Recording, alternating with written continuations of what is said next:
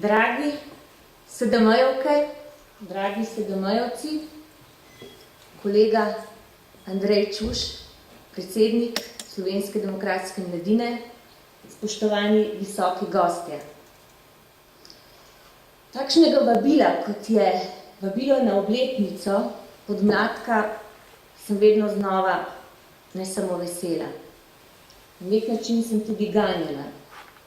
Nenazadnje me vedno znova nekako preplavijo občutki, nostalgični občutki na čas, ki sem ga preživela v tej organizaciji. Tukaj sem naredila prve politične korake. A čas gre naprej in z njim tudi vsi mi.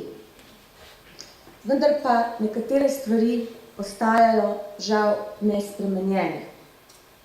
Prav je, da se jih na tem mestu spomnimo. Leta nazaj smo lahko ugotavljali, da se marsikaj ne spremeni tako, kot bi želeli. In res je tako. Duh Valterja, bolj poznanega kot tovariš Tito, zopet straši po naših ulicah. Se krepi in se širi. Ima različne podobe in različne oblike. Kliče socializem, na ulicah želi menjati tiste, ki so bili izvoljeni na demokratičen način. Deluje po principu, kdor ni z nami, je proti nam. Ustvarja notranjega in zunanjega sovražnika. Določa, kdo mora biti obsojen in odloča, kdo ne sme stopiti pred sodišča. Zato je še toliko bolj pomembno, da v teh časih stopimo skupaj in ne klonimo. Veliko breme imamo pred seboj. Veliko breme imamo vsi skupaj in tudi mladi. Pomembno je, da se tega zavedamo.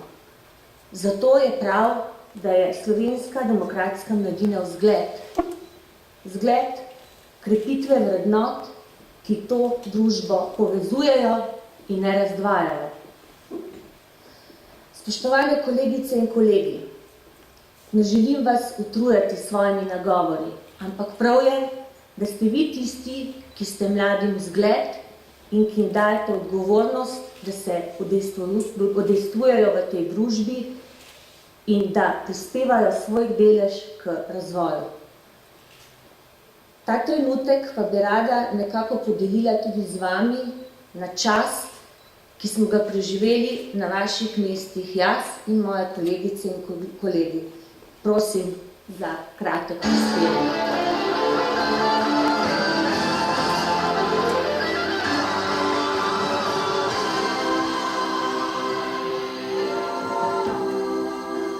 Ne bom govorila zraven.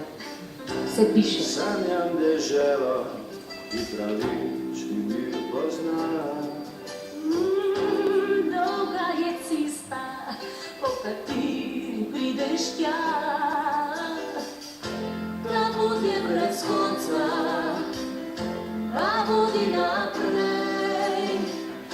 Premnoga življenja ugašajo v njej.